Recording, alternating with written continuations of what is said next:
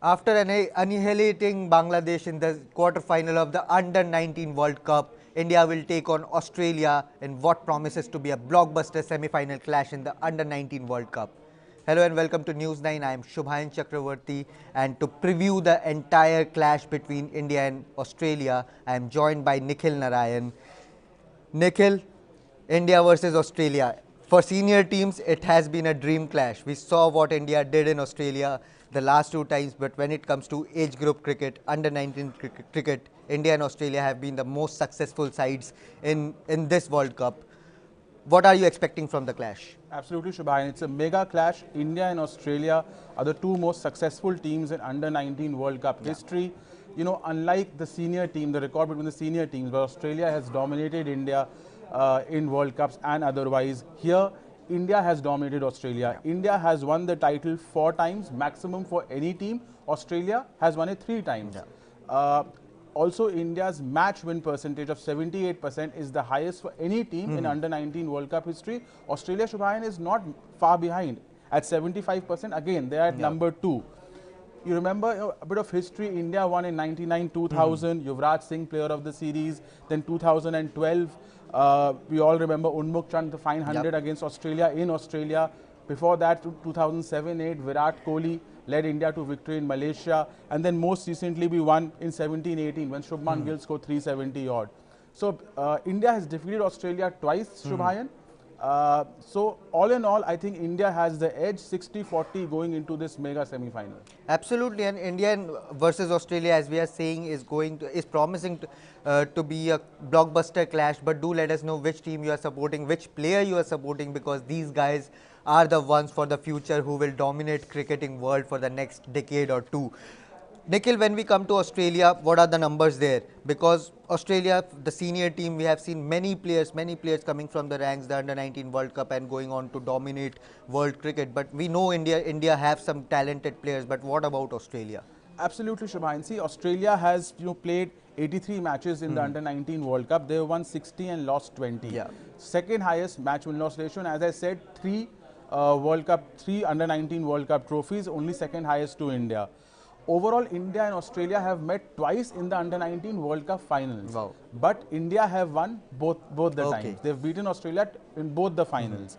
Head-to-head, Shubhayan, though, 5-2 to India in Under-19 World Cup. That's a domination. Domination. 5-2 India, Australia, India have dominated. Also, you remember the century Harnoor Singh made in the practice game, 9 wickets. It was a crushing win. We chased down, I think, 260 odd, 9 wickets, 15 balls to spare. So Yash also got a 50 in the match. I think Rashid also got a 50. So India have had the wood over Australia in Under-19 clashes. Absolutely. Just to inform our viewers that the stand-in skipper Nishant Sindhu, who missed the last match due to COVID-19, is also back in the reckoning after recovering from the illness. Obviously, India have had a topsy-turvy run because 6 players had tested positive, including skipper Yash Dhal, vice captain Sheikh Rashid, but all came back fit in the last match against Bangladesh, and we saw the impact there. We saw when the main guys are there. Yash Dhal absolutely led the team brilliantly. Sheikh Rashid was there. They got the batting time as well. Although Harnoor Singh, the opener, the star opener, got a duck, but then Angrish Raghuvanshi continues to make the impact there. So India are a balanced team here. But talking about India's better record in the knockouts, we all know that they are the record 4-time holders. They are aiming for the 5th title here. Why is such domination, Nikhil? I think, even if you see the Under-19 Asia Cup record, what India have won it 8 times out of 9 trophies, right? That's a fascinating record. I think India has a great big match temperament. Indian Colts have a great big match temperament in these, Under-19, in these world tournaments, whether it's the Asia Cup, whether it's the Under-19 World Cup. India has made it to the knockouts or the top 4 positions 9 times out of 12 editions. Wow.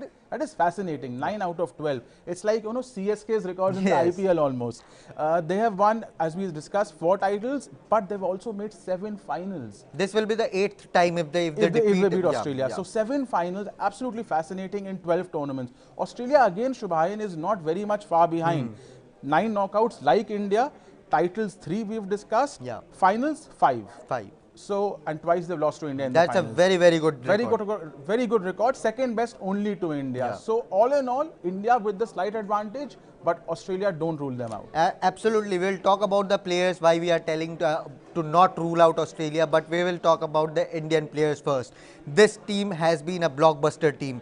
Whenever the chips were down, the players have stood out, be it the standby players, be it the players who came in from, who were asked to fly in from Australia in an emergency situation. They all stood up to the occasion.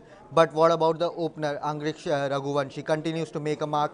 Remember, I'll tell you one tale. He primarily started as a footballer. His mother pushed him to play football, him and his brother. But then his batting style, the skill, the way he plays his cover drive, he caught the eyes of the coaches in the nets, and they persuaded his mother to let him play cricket. But what a star player he has been in this tournament. Absolutely. He's the highest run getter for India. He's the fourth highest run getter of the tournament.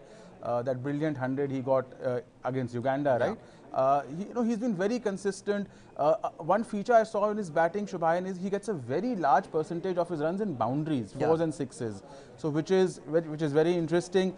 Looks a complete player at the top of the order. One, I think, for the long haul for India. Absolutely, and that is why these openers, even Harnoor Singh, although he got a duck in the last match, Harnoor Singh is also tipped as someone who can rule Indian cricket for a long time, and he has made his game by watching Shubman Gill, his idol there. But one particular player I'm pretty excited about is left arm spinner Vicky Oswald. We have seen Pragyan Ojha's, we have seen Murli Kartik's in the Indian colour, but since then India have not produced a typical traditional left arm spinner, although there are Ravindra Jadeja and Akshar Patel, but a spinner who can flight the ball up and get the sharp turn. The way he was turning the ball against Bangladesh, I mean, that was sensational performance. What about Vicky Oswald? Absolutely. He flights the ball and he wants to get wickets. So, and that is what I was reading a piece where I had written. And that is his main USP. Jadeja and Akshar Patel also, they bowl a flatter trajectory, more restrictive bowlers than wicket takers, which usually most slow left-arm orthodox bowlers are restrictive. He seems to be someone of the Bishing Singh Bedi mode. Yes, absolutely. He tries to flight the ball, get the wicket, so therefore he stands out. Brilliant performance in the quarter-final, but against South Africa he picks 5 wickets. Also, I think, his big match play is coming out. Against Bangladesh, he took 2 wickets, very restrictive. Also, in the Asia Cup final against Sri Lanka, he was, I think, 3 for 11, 8 overs. Wow. So he was brilliant then also. So he raises his game in the big matches and is someone, left arm orthodox. India currently have Jadeja and Akshar, but he's of a different variety, and he's someone who can come up the ranks very soon. Absolutely, and we saw the rise of Ravi Bishnoi as well, because he is someone who ruled the Under-19 World Cup in the last edition and is now in the reckoning for the senior squad as well for the West Indies series. One record-breaking player, Raj Angad Bawa, scored a sensational 160 odd, broke the record of Shikhar Dhawan. Looks a very good player. Power is there. He has that timing, natural timing, along with the power. So that makes him an explosive player in the middle order. Absolutely. I think the score 160 odd was the second highest ever for India in a youth ODI after Ambati Raidu had scored against New Zealand in Taunton back in the day against England. So I mean, Raj Baba is an explosive player. He dominated that partnership against Raghuvanshi with Raghuvanshi. Again, a power hitter in the middle order, a brilliant batsman. He scored a lot of runs in this Under-19 World Cup, and again someone who India will look forward to in the future. Absolutely, and let's talk a bit about Yash Dhal, because the captain, the legacy of captains coming from Delhi. We have Virat Kohli, we know, and that brings a lot of pressure to someone who is so young and is coming from Delhi again, because I remember in the build-up there was this notion that he can be a Virat Kohli. Is he a Virat Kohli? Because he's the captain of the Under-19 team coming from Delhi. But what about Yash Dhal? Because COVID-19, it's not easy being a youngster. Absolutely. He's dead. He's only played 2 matches, unfortunately, because of COVID. But I remember his knock, that 82 he scored against South Africa, I think, in India's first match. And India had lost early wickets. So that showed his temperament. When everyone failed, he did brilliantly against a potent South African attack. That 82 took India to victory, and since then India has been the best team in the tournament. So, Yash has all the qualities. A very good batsman in the middle order. The qualities of a leader, dynamic, and someone who, like Kohli, can be groomed for the future. Absolutely, and he remained not out against Bangladesh. It took his time. He played those deliveries out because he wanted some game time under his belt after missing a couple of weeks of action. But what about Ravi Kumar? Absolutely destroyed Bangladesh with his 3 wickets up front. Absolutely, Shubha. And you know, it reminded me of Irfan Pathan. Absolutely. That opening spell in Karachi, right? Yeah. When India, you know, actually India didn't win that match, surprisingly. Nikhil, I'll tell you one interesting fact. On that particular day in 2006, it was Irfan Pathan who took that hat trick. It was the same day, but back in 2006. Back in 2006. That's a fascinating coincidence, Shubhayan. But yeah, see, left arm seamer, yes. But he swung the ball, Yeah. and that is what stood out And for both me. ways. Both ways. And that is what stood out for me at pace. So Ravi Kumar is exciting for India because India has a dearth of quality left-arm seamers. You know, I can't recall RP Singh was there, Zahir Khan before that, but currently, you know, Jaydev Unadkat. After that, I can't recall someone who's been T. Natarajan played, but you know, he's not been there. That came in a very adverse situation, which comes once in a million year. Yeah. Even our pace quartet these days are all right-arm fast bowlers. So you know, we need a genuine quality left-arm pacer who can bowl with pace and can swing the ball. Yeah. This boy has the talent. Brilliant spell. You know, 3 wickets with the new ball against Bangladesh. India had won the match in his opening spell. Yeah.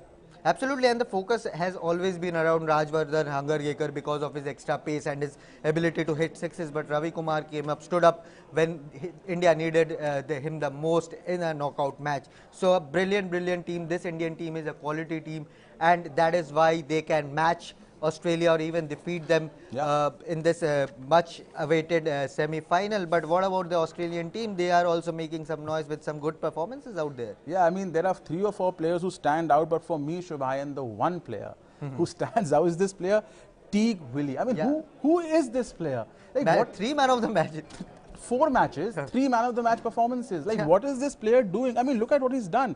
86 of 129 balls, then a century against Scotland. Australia needed a big win against Scotland to qualify for the next round. And he produced that win, produced that century. Then again, a fantastic knock, 71 of 97 deliveries against Pakistan in the quarterfinal. So this, you know, this guy has been absolutely brilliant. I mean, he seems to be the next great thing in Australia. Absolutely, and you know, the focus has been around South Africa's Dewald Brevis, and obviously because of his style, his explosive, the baby AB he has been tipped. But Teague Willie has slowly and steadily kept on performing and has dominated the batting stats there. But what about Tom Whitney, the bowler? He is also something. He's looking like a special talent. Absolutely, no, he stands out because he's picked up wickets with the new ball in all the 3 matches. He's done brilliantly in 3 matches, 3 high impact performances. His USP is picking the wickets with the new ball for Australia.